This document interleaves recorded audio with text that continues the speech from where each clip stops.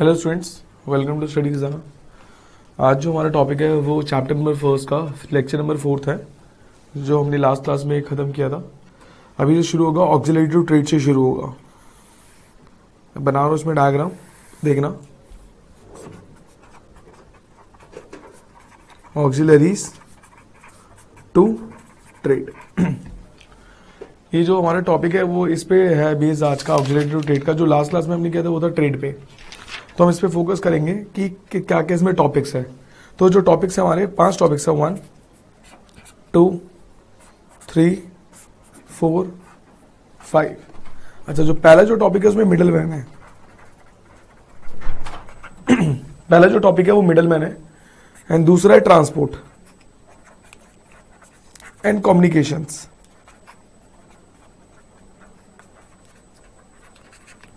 तीसरा जो है वो है वेयर हाउसिंग। चौथा जो है वो इंश्योरेंस। पांचवा है बैंकिंग। एक और हम ले लेते हैं एडवर्टाइजमेंट। अच्छा, हमारा जो बेसिकली जो ऑक्सिलरी टू ट्रेड है is not only to trade, कि हम लोग किसी सामान को बेचे और खरीदे, ये नहीं होता खाली दैट कि commerce include not only to trade, कि हमने कोई सामान को बेचा और खरीदा। किसी मैन्युफैक्चरर ने किसी सामान को बनाया, अब उसने कोई सामान को बनाया तो हम लोग उसको खरीदना बेचना ही खाली ऑक्सिलरी टू ट्रेड नहीं होता। इसका मतलब बेसिकली क्या होता है वो आप लिख लीजिए, मैं बता दिया। इस डायग्राम को ऐसे ही बनाना है जैसे मैं आपको बता रहा हूँ। एक मिनट की मैं थोड़ा पानी पी लेता हूँ मैं।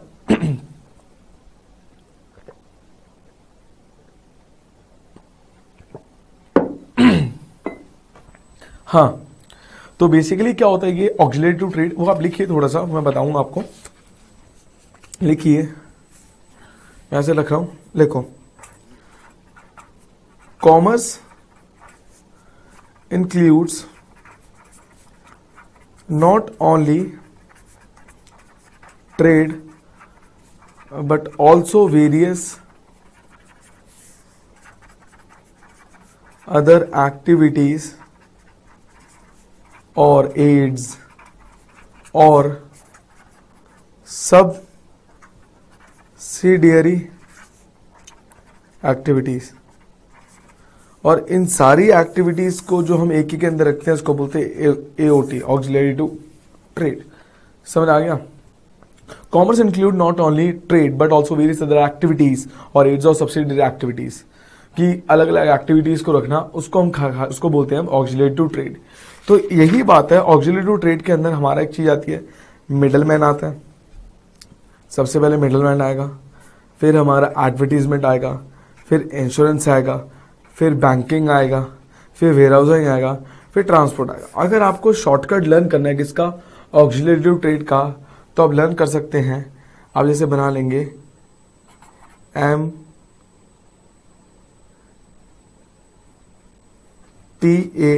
टैम, या फिर मैट हो गया, या तो फिर आप BMW बना सकते हैं। मतलब आप लोग कोई भी वर्ड्स को अपने शॉर्टकट बना सकते हैं। मैं पहले इसका मतलब समझा रहा हूँ क्या क्या होता है। अच्छा, इसका मतलब समझा देता हूं कैसे कैसे इसकी प्रॉब्लम दूर होती है। एक डायग्राम बनाएंगे, देखो हिंड्रेंसेस, यहां मैं लिखता हूं हिंड्रेंसेस, और यहां मैं लिखता हूं सॉल्यूशंस। चलो देखते हैं। हिंड्रेंस ऑफ पर्सन की प्रॉब्लम कौन सॉल्व करेगा, हिंड्रेंस ऑफ प्लेस की प्रॉब्लम्स कौन सॉल्व करेगा, टाइम की प्रॉब्लम कौन सॉल्व करेगा, रिस्क की प्रॉब्लम कौन सॉल्व करेगा, फाइनेंस की प्रॉब्लम कौन सॉल्व करेगा, और इंफॉर्मेशन की प्रॉब्लम कौन सॉल्व करेगा। और यहां से जा रहा है ऐसे ऐसे ऐसे ऐसे ऐसे। देखो, कहता है कि hindrances of person, place, time, risk, finance and information, इन सब की प्रॉब्लम को कौन सॉल्व करेगा। हिंड्रेंसेस ऑफ पर्सन का मतलब क्या होता है बेसिकली, सबसे पहले इसमें मिडल मैन। मिडल मैन का मतलब क्या होता है मैं समझा देता हूं। इसकी प्रॉब्लम सॉल्व करेगा मिडल मैन। मिडल मैन कैसे प्रॉब्लम सॉल्व करेगा बता देता हूं मैं। जैसे क्या हुआ, ये प्रोड्यूसर है, प्रोड्यूसर ने सामान बनाया, सामान किसने खरीदा, होलसेलर ने, होल सेलर ने सामान खरीदा। होलसेलर किसको बेचेगा, रिटेलर को बेचेगा। रिटेलर किसको बेचेगा? कंज्यूमर को बेचेगा। कंज्यूमर को कैसे पता होगा कि भैया हमारा जो, ये बताओ कंज्यूमर कैसे इसके पास सीधा जाएगा? अगर कंज्यूमर को खरीदना होगा चावल, डाटा मतलब कि आटा, दाल, तो डायरेक्टली तो नहीं जाएगा ना, इसको फिर बहुत दूर दूर जाना पड़ेगा। इसीलिए इसकी जो प्रॉब्लम कौन सॉर्ट आउट कर रहा है? होलसेलर और रिटेलर इनकी प्रॉब्लम सॉर्ट आउट कर रहा है। होलसेलर क्या करता है? बल्क में सामान खरीदता है, और रिटेलर क्या करता है? ये दे देता है। रिटेलर क्या करता है? According to need of customer, customer के अकॉर्डिंग इस सामान को लेता है और कस्टमर की डिमांड को पूरा करता है। इन दोनों को बोलते हैं मिडल मैन। जब तक मिडल मैन नहीं होंगे तब तक क्या होगा? कंज्यूमर कुछ नहीं कर सकता है। यही आजकल क्या हो गया है, आज हमारा ई कॉमर्स का वर्ल्ड चल रहा है, तो अमेजोन हम लोग डायरेक्टली खरीद लेते हैं। किससे? मैन्युफैक्चरर से हम लोग डायरेक्टली खरीद सकते हैं। आजकल हमें कोई प्रॉब्लम नहीं है, आजकल तो मिडल मैन भी हट चुका है। पर ये पहले के टाइम में होता था, होलसेलर और रिटेलर किस तरीके से हमारे पास सामान लेते थे। आप एक काम करो, अपने घर के आसपास की दुकान देखो, उसको रिटेलर बोलेंगे, क्योंकि वो लोग हर चीज के सामान थोड़ा अपने पास रख लेते हैं। समझ आ गया? ये था हमारा कौन सा problem of hindrance of middle man. पहला प्रॉब्लम कौन सा वाला? मिडल मैन वाला। समझ आ गया? मिडल मैन वाली प्रॉब्लम कैसे सॉर्ट आउट होगी? तो इन दोनों प्रॉब्लम सॉर्ट आउट करी, किसकी? मिडल मैन की। दूसरा प्लेस,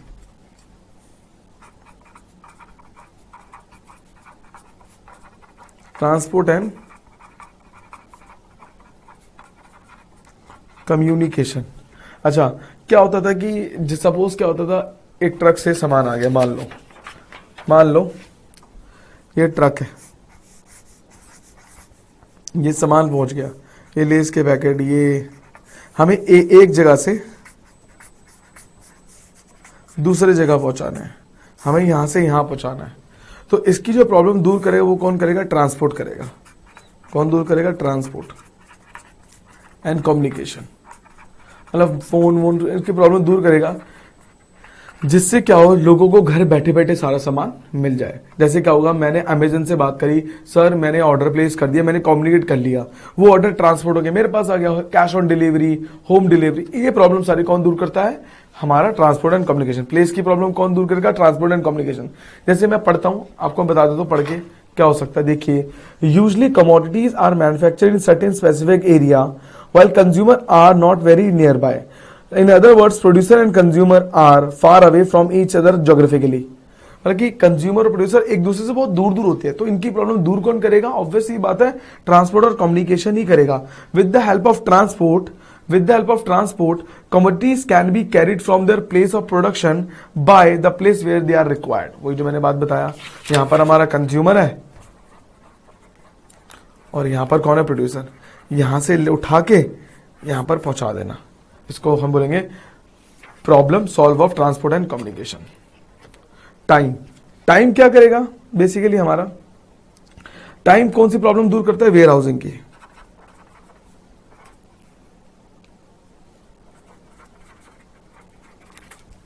सपोज क्या हुआ, कस्टमर ए आया, कस्टमर ए ने बोला कि भाई मुझे इतना सारा सामान चाहिए। अगर कंपनी ने गोडाउन मेंटेन नहीं कर रखा होगा, अगर कंपनी ने गोडाउन को मेंटेन नहीं कर रखा होगा, कंपनी ने गोडाउन को, तो क्या होगा? तो वो फिर वो सामान दे ही नहीं सकती।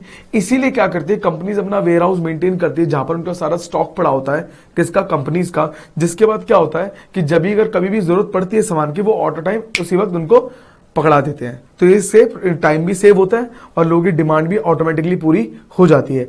इससे क्या होता है? प्रॉब्लम ऑफ टाइम हमारी सॉल्व हो जाता है। जैसे पढ़ता हूं, usually there is a big gap of time between manufacturing of any product and consumption of that product. The reason is that product is manufactured during a specific reason while consumption take place throughout the year. कहते हैं कि जो consumption होता है वो through out the year चलता है, हर customer लेता है, पर प्रोडक्शन एक ही बार हो सकती है। इसीलिए क्या होता है, वेयर हाउस में स्टोर कर लेते हैं। दोबारा से जो कंजम्पशन होती है वो क्या होती है? थ्रू आउट द ईयर होती है, बट जो प्रोडक्शन होती है वो एक एक दो बार होती है, इसीलिए हम उसको वेयर हाउस में स्टोर कर लेते हैं। समझ आ गया? Okay done. अगला जो है हमारा रिस्क। रिस्क किसकी प्रॉब्लम दूर करता है? इंश्योरेंस। सपोज ए ने पल्सर खरीदी, अब पल्सर खरीद के क्या करा उसने? पल्सर खरीद के उसने क्या करा? इंश्योरेंस करा लिया। पहले जब उसने इंश्योरेंस नहीं कराया था, वो रात को टेंशन में था, चेन से बांध रखी बाइक कि मेरी बाइक ना चोरी हो जाए, ये ना हो जाए। भाई वो परेशान हो गया, पूरा परेशान हो गया। भैया जैसे ही उसने क्या करा, इंश्योरेंस करा लिया, अबे जान देना, हमारे पास इंश्योरेंस तो है, इंश्योरेंस के पैसे तो मेरे पास है, समझ आया, इंश्योरेंस के पैसे तो है, इंश्योरेंस तो आएगा, तो उसने ये इंश्योरेंस करा के अपने रिस्क को कम कर लिया। सिमिलरली बिजनेस भी यही करता है, हर चीज का इंश्योरेंस करा लेता है, जिससे अगर कोई भी नेचुरल चीजें हो, थेफ्ट वेफ्ट हो, चोरी वोरी हो, या कोई नेचुरल डिजास्टर हो जाए, तो उसको इंश्योरेंस कंपनी वाले उनको पैसे रिटर्न कर देते हैं। समझ आ गया? Okay okay. अगला होता है फाइनेंस। फाइनेंस किसकी प्रॉब्लम दूर करता है? बैंकिंग और इंफॉर्मेशन एडवर्टाइजिंग। देखो आप लोग क्या कहना, फाइनेंस में क्या होता है?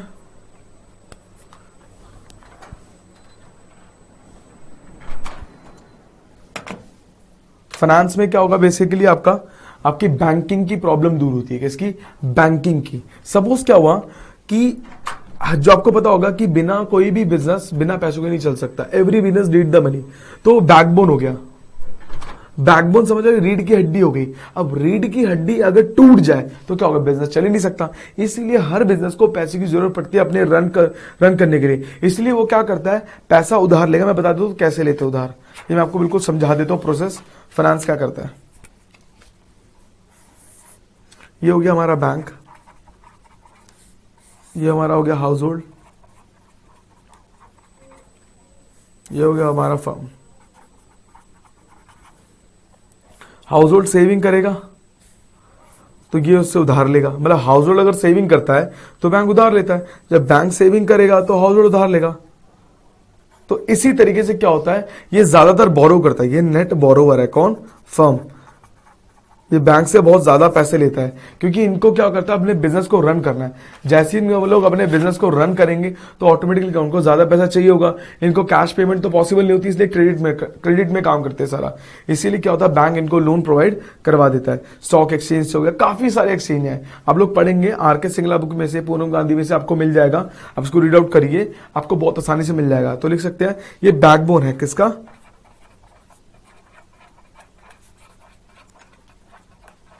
बिजनेस का बैकबोन है। ठीक है ना? ये क्या करता है? रॉ मटेरियल परचेज करता है। ये रॉ मटेरियल परचेज करेगा उसी मशीन से और फिनिश गुड में कन्वर्ट कर देगा।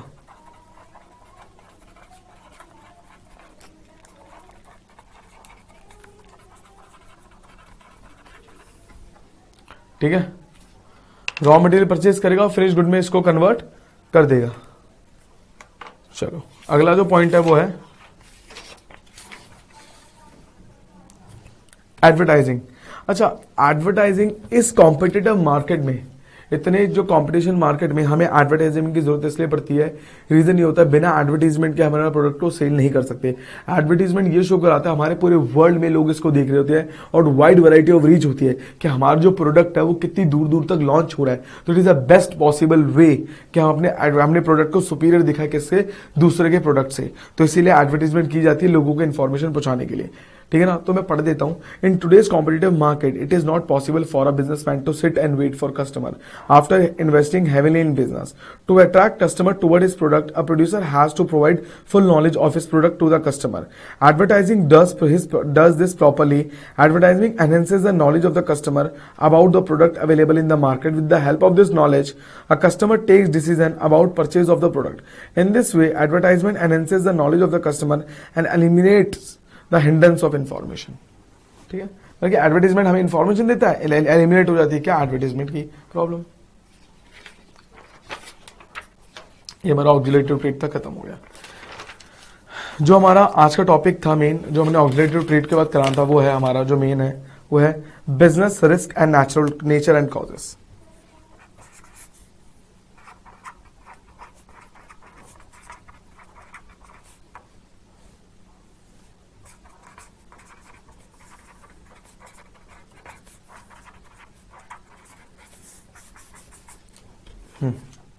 देखो, अच्छा बिजनेस रिस्क क्या होता है? बिजनेस रिस्क को मैं एक ही जगह डिफाइन कर सकता हूं, मोर रिस्क मोर reward, less risk less reward. इसका मतलब ये है बेसिकली कि अगर कोई भी बिजनेसमैन अगर वो 1,000 पे लगाता है तो उसको रिटर्न 1000 पे जैसा ही मिलेगा, मतलब अराउंड 2000 मिलेगा या 3000 मिलेगा रिटर्न। कोई बिजनेस 10 रुपए लगाता है, उसको रिटर्न भी 10 रुपए जैसा मिलेगा, 20 जैसा मिलेगा। मतलब बेसिकली क्या है, जो जितना ज्यादा रिस्क लेगा उसको उतना ही रिवॉर्ड मिलेगा। तो इसलिए कहते हैं जो बिजनेस को हम डिफाइन नहीं कर सकते, ये अनप्रिडिक्टेबल होता है, ये अनसर्टेन होता है, अनसर्टेन। ये हमारा डिपेंड करता है मार्केट कंडीशन के हिसाब से, हम लोग कितना रिस्क ले रहे हैं एक बिजनेस में उसको आगे बढ़ाने के लिए। जितना जितना ज्यादा हम रिस्क लेंगे उसी हिसाब से हमारा आगे सर्कुलेट काम भी उसी तरीके से ही होगा। अगर जैसे कि कस्टमर की मैं बता दूं कस्टमर का क्या क्या चेंज होता है, मैं अब यहाँ लिख देता हूँ ग्रीन पेन से। कस्टमर कैसे बदलते हैं, कस्टमर देखो बदलते कैसे हैं। कस्टमर का एक तो चेंज इन फैशन हो जाएगा, चेंज इन फैशन हो गया, चेंज इन फैशन। अच्छा, टेक्नोलॉजी बदल गई, change in technology. Environment dynamic हो गया, एनवायरमेंट बदल रहा है। Change in taste, taste. अच्छा ना, चेंज इन इकोनॉमिक कंडीशन। मतलब there are lot of point जिनको मैं बताऊं तो खत्म नहीं हो सकते, एक्सेट्रा एक्सेट्रा एक्सेट्रा, कि रिस्क किस किस की वजह से होता है, पॉलिटिक्स की वजह से, टेक्नोलॉजी की वजह से, सोशल की वजह से, लीगल की वजह से।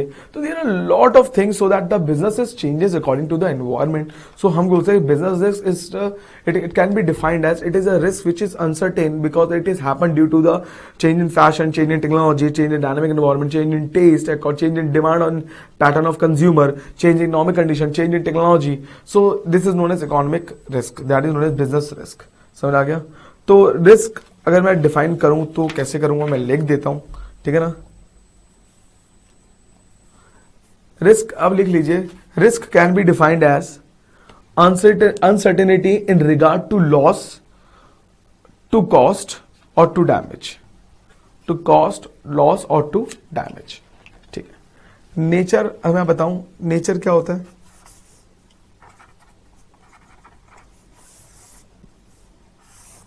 पहला,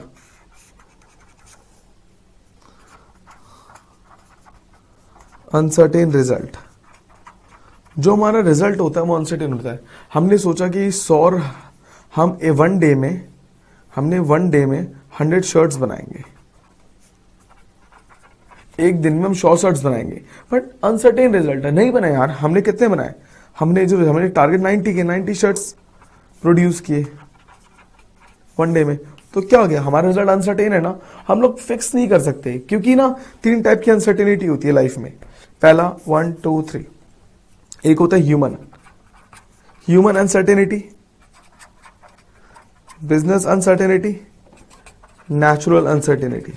जो हमारा बिजनेस ह्यूमन अनसर्टेनिटी क्या होता है, ह्यूमन कैसे अनसर्टेनिटी करते हैं, एक हो गया स्ट्राइक और थेफ्ट। बिजनेस अनसर्टेनिटी कौन सा हो गया, देखो change in price and demand. Natural कैसे हो गया भाई, अर्थक्वेक आ गया, धरती फट गई, ड्राउट हो गया, सूखा पड़ गया, फ्लड आ गया, एक्सेट्रा। मतलब 3 टाइप की अनसर्टेनिटी होती है। अनसर्टेनिटी किसकी, ह्यूमन, बिजनेस एंड नेचुरल, मतलब HBN। ह्यूमन अनसर्टेनिटी 3 टाइप की होती है, ये पहला पॉइंट था। दूसरा पॉइंट क्या है हमारा, सेकंड पॉइंट है हमारा, रिस्क इज अनअवॉइडेबल। जो रिस्क है वो अनअवॉइडेबल है, इसको हम हटा नहीं सकते। कि हम ये बोले कि the only reason is of its that business is carried on for future and future is uncertain. कि जो हमारा फ्यूचर होता है वो अनसर्टेन होता है, जो फ्यूचर होता है वो हमारा अनसर्टेन होता है, और रिस्क अनअवॉइडेबल है। जो जैसे रिस्क अनअवॉइडेबल होगा, फ्यूचर अनसर्टेन होगा, तो हम बोल सकते हैं कि हम हमें रिस्क को खत्म तो नहीं कर सकते, risk cannot be stop totally. हम इसको मिनिमाइज कर सकते हैं, क्या कर सकते हैं, मिनिमाइज्ड। हम इसको मिनिमाइज कर सकते हैं, टोटली खत्म नहीं कर सकते। Third point, degree of risk with the size of business, degree of risk with the size of business. अगर मैं बोलूं आईपीएल चल रहा है, चलो ठीक है, आईपीएल में क्या होगा, 10 बॉल में 30 रन चाहिए, ठीक है ना। ए ने क्या करा, उसने लगा दिए पैसे, चलो मैंने लगा दिए 500 रुपए, तो अब 500 रुपए लगा दिए, रिस्क, पैसे कम थे तो उसको रिस्क भी कम होगा। 500 रुपए लगाए उसने तो उसको मिलेंगे कितने, 1000 रुपए, तो रिस्क कम। एक ने लगाया 5 करोड़ रुपए तो उसको मिलेगा कितना, 1000 करोड़ रुपए, 10 करोड़ रुपए मिलेगा, 10 करोड़, तो रिस्क ज्यादा। डिपेंड करता है हमारा बिजनेस का साइज कितना है, ये स्मॉल स्केल हो गया और ये लार्ज स्केल हो गया। तो डिपेंड ये करता है कि हमारा किस हिसाब से हमारा डिग्री है। स्मॉल स्केल वाले को कम लॉस, लार्ज स्केल वाले को ज्यादा लॉस, तो मतलब क्या होगा, रिस्क उतना ही होगा जितने हिसाब से उसका बिजनेस होगा। समझ आया आपको। अगला,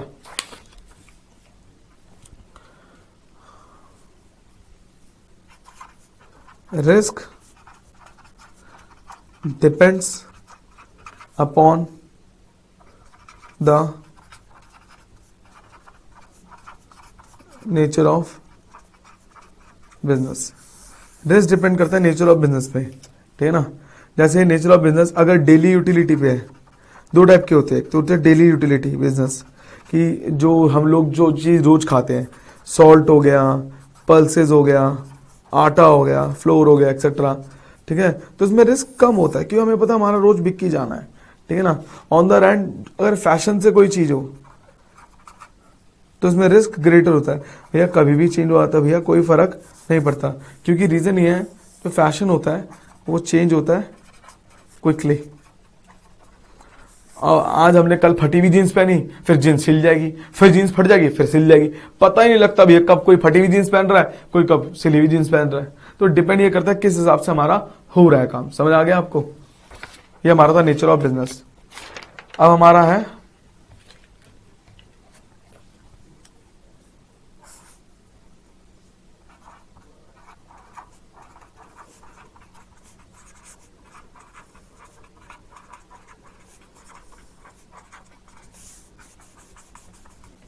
कॉजेज ऑफ बिजनेस रिस्क। देखो बेटा, बिजनेस रिस्क किसी के हाथ में नहीं होता, इसके कारण क्या क्या होते हैं, ठीक है। ये दो तरीके से होता है, ह्यूमन और नेचुरल पावर से। जो हमारा रिस्क होता है वो ह्यूमन और नेचुरल पावर से होता है। हमें ये देखना पड़ता है पहला जो हमारा नेचुरल कॉजेज है, ठीक है ना। अच्छा, नेचुरल कॉजेज क्या होता है, beyond the power of human being, beyond the power of man. ये मैन की पावर से ज्यादा होता है। Man can only think about that, हम लोग सिर्फ थिंक कर सकते हैं, हम लोग सोच सकते हैं इसके अलावा कुछ नहीं कर सकते, ठीक है ना, क्योंकि इसको सॉल्व करना इम्पॉसिबल होता है, सॉल्व करना इम्पॉसिबल होता है इसको। ये 3 टाइप के कौन कौन से होते हैं, इसमें भी 3 टाइप होते हैं। एक होता है सीजनल चेंज, एक होता है जियोलॉजिकल चेंजेस, एक होता है अदर नेचुरल कैलेमिटीज।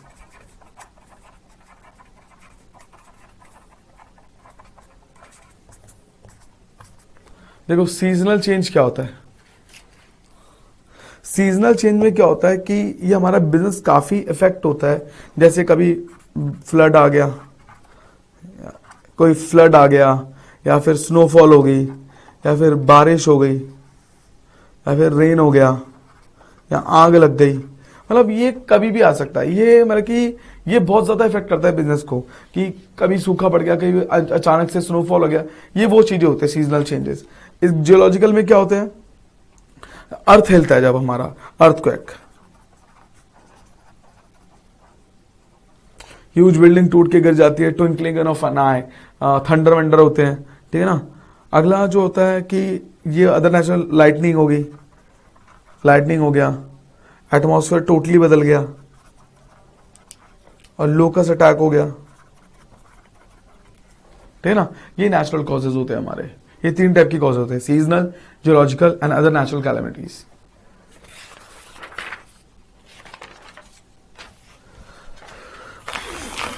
ठीक है ना।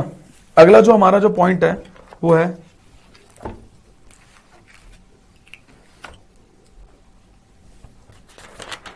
हाँ, जो सेकंड पॉइंट है वो कौन सा है? हमारा ह्यूमन कॉजेज है, जो ह्यूमन की वजह से होते हैं। ये जो रिस्क होता है बॉर्न बाय ह्यूमन, ये बॉर्न बाय ह्यूमन, ये पैदा कौन करते हैं? ह्यूमन पैदा करते हैं। जैसे मैं आपको कहता हूँ 1 2 3 4 5 ले, तो ज्यादा नहीं ले रहा। चलो मैं आपके लिए ह्यूमन को थोड़ा अच्छा कर देता हूँ, ह्यूमन इतनी भी बुरी नहीं होती, 4 कर देता हूँ। पहला, डिसऑनेस्टी बाय एम्प्लॉय। जो एम्प्लॉय होते हैं वो झूठ बोलते हैं, जिससे क्या होता है कंपनी को लॉस होता है, और ये जो कॉजेज होते हैं वो कंपनी को बेयर करना पड़ता है in terms of money, that is known as dishonesty by employ. ठीक है ना? डिसऑनेस्टी बाय कस्टमर, कभी कभार क्या होता है जो हमारे कस्टमर भी होते हैं वो लोग झूठ कर देते हैं। वो लोग जैसे क्या होता है कभी किसी ने पेमेंट नहीं दी, रिफ्यूज कर देना पेमेंट को। जैसे अमेजोन से किसी ने मंगाया कैश ऑन डिलीवरी, घर पे होने के बाद भी मना कर देना कि हम घर पे नहीं है। तो वो जो कॉस्ट होता है वो झूठ बोलना, ये सब करना, ये कौन बेयर करता है? कंपनी बेयर करती है। किसकी वजह से? दोनों के केस में लॉस किसको हो रहा है? कंपनी को हो रहा है। कंपनी का मालिक क्या करेगा? रोने लग जाएगा ना फिर तो, कि यार मेरे तो कस्टमर भी है गंदे हैं और मेरे तो एम्प्लॉय भी गंदे हैं। तो ये सब चीजें नहीं होनी चाहिए। अगला, स्ट्राइक एंड लॉकआउट। आपने कई सारी पुराने पिक्चर में देखा होगा, हमारी मांगे पूरी करो, हमारी मांगे पूरी करो। भाई हमारी मांगे पूरी करो को स्ट्राइक एंड लॉकआउट बोलते हैं। जब एक यूनियन लीडर क्या होता है, एक जितने वर्कर्स का एक लीडर होता है उसको बोलते हैं यूनियन लीडर। यूनियन लीडर क्या करता है? हमारे जो जितने वर्कर्स के अंदर एकता बनाता है और बताता है कि अच्छे काम के लिए। बट कभी कभार क्या होता है कि यही अच्छे काम बुरे कामों बन जाते हैं, जिससे फैक्ट्री में ताला और स्ट्राइक और लॉकआउट हो जाता है कि उनकी सैलरी बढ़ाने की बात, इंक्रीमेंट करने की बात की आती है। जैसे अभी तुमने देखा होगा एमसीडी वर्कर्स ने सारा फैला रखा था गंदगी, तो उसको बढ़ाने के लिए, साफ करने के लिए क्या करा उन लोगों ने? उन्होंने कहा हमारी मांगे पूरी करो। जैसे उनकी मांगे पूरी होगी पूरी दिल्ली पूरी साफ होगी। ये स्ट्राइक एंड लॉकआउट्स होते हैं। ठीक है ना?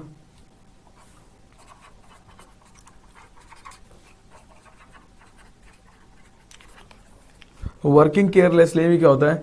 जब ओनर एस्टिमेट लगाता है कि उसका प्रॉफिट होगा 10 लाख रुपए एक मंथ का, बट कभी कभी क्या होता है जो वर्कर्स अपना जो ड्यूटी आवर्स है 9 से 8 का, उस 9 से 8 में उनको काम करना होता है तो कम से कम 8 घंटे, 1 घंटे का ब्रेक होता है, पर वो 1 घंटे के ब्रेक की जगह 4 घंटे ब्रेक रहा है, तो ऑटोमेटिकली कंपनी को लॉस होगा क्योंकि वो ध्यान नहीं दे रहा है कंपनी में काम करने के लिए। इसको बोलते हैं वर्किंग केयरलेसली।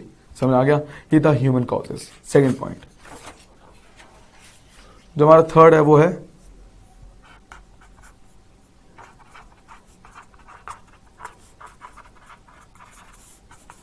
Economic causes. वो बता देता हूं। पहला है चेंज इन फैशन। तो गाना ना, फैशन खत्म खत्म हो तुझ पे, ये वो वाला नहीं है। ये बोला है कि कभी कभार क्या होता है, कभी कभी फैशन बदल रहा है। कभी कोई शर्ट, अभी तुमने देखा होगा कुछ साल पहले जो हमारी शर्ट है उसमें एक लुप्पी से लगी हुई थी, यहाँ पर आ रही थी, फिर यहाँ पर भी थी। अब वो फैशन बदल गया, अब पुराने जमाने के फैशन हम फॉलो करें। पैंट अब नैरो बॉटम हो गई है, पहले बेल बॉटम थी। अब पैंट मतलब कि पैंट का डिजाइन भी थोड़ा फटे फटा हो गया है, पहले वो ऐसा नहीं था। तो डिपेंड करता है कि फैशन किस हिसाब से हमारा बदला है, अकॉर्डिंग टू द जैसे पिक्चर में आता है हम लोग वैसे अडॉप्ट करते हैं। ठीक है ना बेटा? अगला, चेंज इन प्राइस। सबसे जो इंपॉर्टेंट रिस्क होता है वो कि एक जो प्राइस होता है फ्लक्चुएट होता है, कभी ज्यादा की कभी कम, क्योंकि इकोनॉमी में हमारा इन्फ्लेशन और डिफ्लेशन चल रहा है। इकोनॉमी कभी इन्फ्लेशन होगी तो प्राइस ज्यादा, डिफ्लेशन होगी तो प्राइस कम, ये तो चलता ही रहेगा। अगला,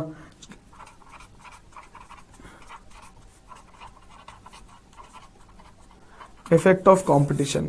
सबसे जो इंपॉर्टेंट फैक्ट है वो कंपटीशन का होता है कि मार्केट में कंपटीशन बहुत है। इस मार्केट में सर्वाइव करने के लिए हमें अपने आप को प्रूव करना पड़ता है कि वी आर द बेस्ट। हमने जो दूसरे के प्रोडक्ट से अपने प्रोडक्ट को सुपीरियर दिखाना होता है, जिससे कि हम लोग बेस्ट से बेस्ट दे सके अपना, और जिससे हम मार्केट में सर्वाइव कर सके। ठीक है ना? अगला, providing facilities to consumer.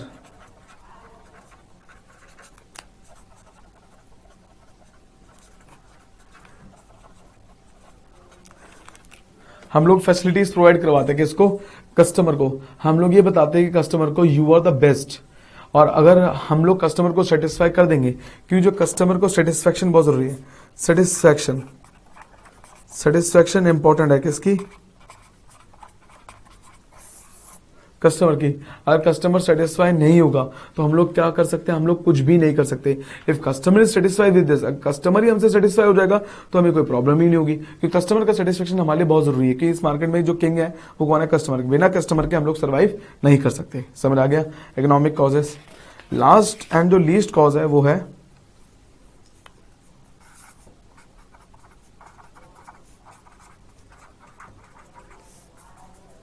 Other causes, ठीक है ना। वो है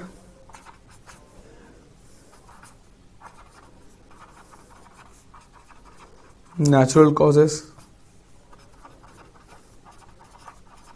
मैनेजरियल कॉजेस,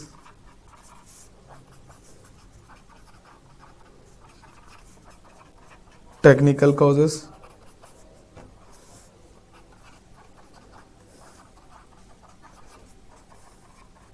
मैकेनिकल कॉज।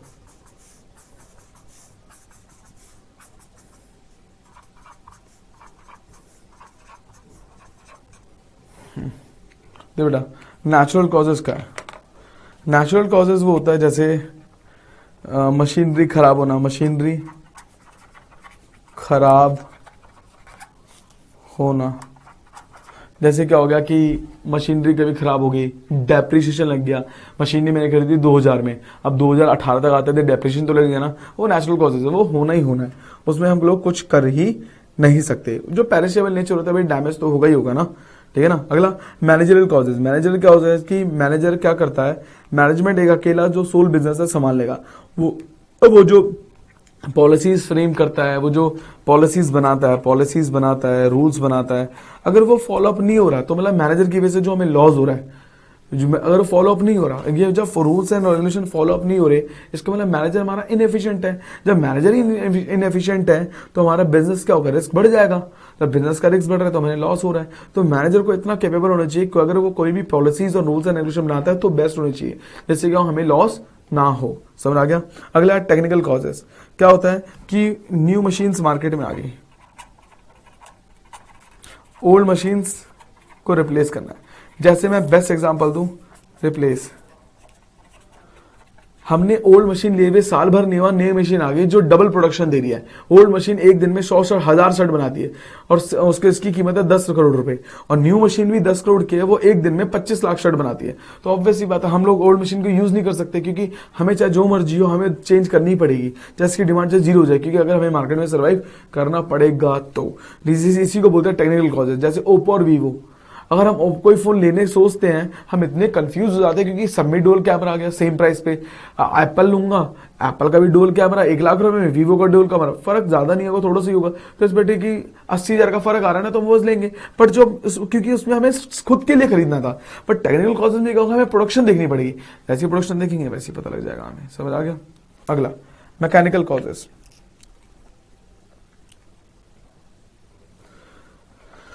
अगर मशीन में क्या होता है, कोई डिफॉल्ट होता है, मशीन डिफॉल्ट, इसको बोलते हैं मशीन डिफॉल्ट। अगर मशीन में कोई डिफॉल्ट होता है, मशीन में जो डिफॉल्ट होता है उस डिफॉल्ट की वजह से हमारा प्रोडक्शन नहीं हो रहा, हमें हाथों हाथ पता लग जाएगा कि हमारा किस हिसाब से, किस वजह से हमारा ये जो प्रॉब्लम आ रही है, हमारा लॉस होना शुरू हो जाएगा। हम लोग क्या करते हैं, इस प्रॉब्लम को दूर करने की कोशिश करते हैं एज सुन एज पॉसिबल। तो यही हमारी जो मशीनरी होती है, हमें इन सारे फैक्टर्स को देखने पड़ते हैं। ये था हमारा चैप्टर नंबर 1 जो हमने बिल्कुल ओवर कर दिया है, जो बिजनेस स्टडीज का, जिसमें हमने सारी बातें पढ़ ली हैं। अब इसमें जो कुछ क्वेश्चंस होंगे, आप लोग क्या करना, जो चैप्टर नंबर 1 के, मैं जब ये पूरी एंड में मैं स्टार्टिंग के 6 चैप्टर करा के आपको सारा एक केस स्टडीज की फॉर्मेट दूंगा, वो आप उसी को करना। आप लोग एनसीईआरटी के क्वेश्चंस कर लेना, आप लोग पूनम गांधी के क्वेश्चंस कर लेना, आप लोग आर.के. सिंगला के क्वेश्चन कर लेना, जिससे क्या हो आप लोग ये कर सके और you will get 100 out of 100% in BST in 11th class. So मैं आपको बताऊं, आप लोग ध्यान से कर लेना। जैसे क्वेश्चन है इकोनॉमिक एक्टिविटी क्या होता है, इकोनॉमिक एक्टिविटी क्या होता है, हमारा बिजनेस है, प्रोफेशन, एम्प्लॉयमेंट, वही सारी होती तीनों। तो आप लोग इसको कर लेना जिससे आप लोग मैक्सिमम मार्क आ सके, ठीक है ना। Thank you.